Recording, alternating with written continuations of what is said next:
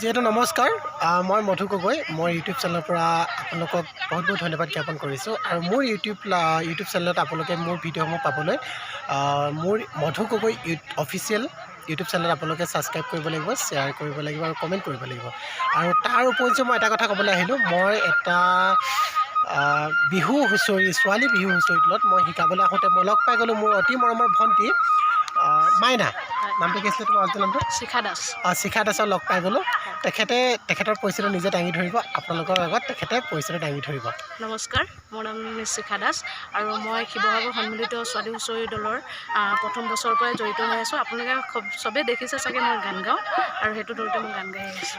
গান গাইছে বহুত ধুনীয়া ছোৱালী হুঁচৰি দলত, ইমান ধুনীয়া তেখেতে গুৰি ধৰিতা বুলি ক'লোঁ। তেখেতে ইমান ধুনীয়াকৈ আমাৰ যিহেতু আমাৰ অসমীয়া সংস্কৃতি বাপুতিসাহোন বিহুটো তেখেতে ধৰি ৰাখিছে, তেখেতে ইমান ধুনীয়াকৈ বিহু গাইছে আৰু এইগৰাকী ছোৱালীয়ে ইমান ধুনীয়া আমাৰ ছোৱালী হৈ যে কিবা এটা কৰিব পাৰে আপোনালোকৰ আগত দেখুৱাই দিছে।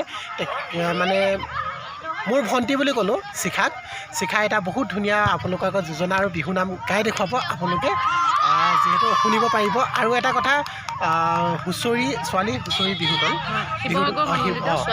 হুঁচৰি দল, সেই হুঁচৰি দলটো আপোনালোকে চাব, ইউটিউব চেনেলত দিয়া আছে।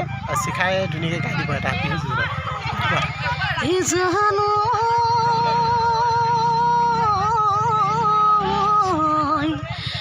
কিনো চত মহিয়া বতাহ ছাতি মাৰিলে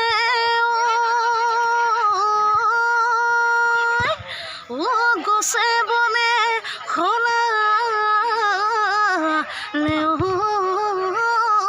পাত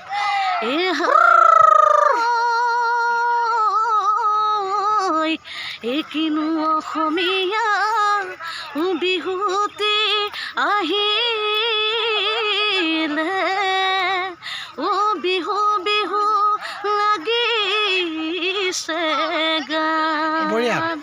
যিহেতু শিখাই ইমান ধুনীয়া আপোনালোকৰ যোজনা গালে, এফাকি নাম গাব আমাৰ বিহু নাম, যিহেতু আপোনালোকৰ মন প্ৰাণ হৰি নিব আৰু আপোনালোকে শিখাক সকলোৱে আশীৰ্বাদ কৰক, তাই যাতে আৰু ভাল ভাল বিহু নাম গাব পাৰে, আমাৰ অসমীয়া সমাজৰ কাৰণে আগবঢ়াই দিব পাৰে, হয়নে?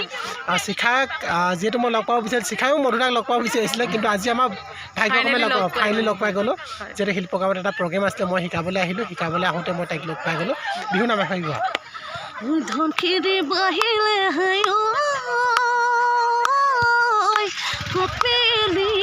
বাহিলে কপিলিও বাহিলে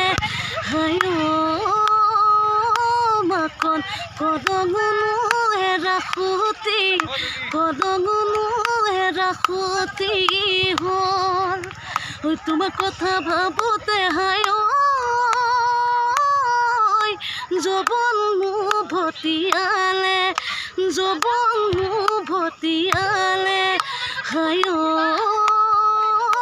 মাকন মনৰাখা মনতে ৰ'ল। ধন্যবাদ। আচ্ছা শিখা, তোমালোকৰ ঘৰত কোন কোন আছে কৈ দিয়া। মোৰ ঘৰত মা পাপা মই বৰ্তমান আছোঁ, বা 3জনী আছিলে, বিয়া দিলোঁ। তুমি এতিয়া কি কৰি আছা? মই এতিয়া গুৱাহাটীত বেংকৰ জব কৰি আছোঁ। শিখাই বেংকত জব কৰা উপৰিঞ্চি আমাৰ অসমীয়া সংস্কৃতি ধৰি ৰাখিছে। আপোনালোকে যদি শিখাক ভাল পায় আশীৰ্বাদ কৰিব আৰু মোৰ ইউটিউব চেনেলত ছাবস্ক্ৰাইব কৰিব, শ্বেয়াৰ কৰিব। আৰু এটা কথা, আপোনালোকে যদি কাৰোবাক যদি প্ৰয়োজন হৈছে আৰু বহুত ভাল ভাল প্ৰগ্ৰেম কৰি আছে, তেখেতক মাতিব পাৰে। বহুত ধুনীয়া মানে কি হয়, ঢোল বজায় বিহু নাম গায় আৰু আমাৰ অসমীয়া সংস্কৃতি যে ধৰি ৰাখিছে, ছোৱালী এগৰাকী হৈ ঢোল বজাব জানে আৰু নাৰী যে কেনেকুৱা এটা বস্তু শিখাই প্ৰমাণ কৰি দিছে। বাবা, আমি আকৌ লগ পাম। ধন্যবাদ।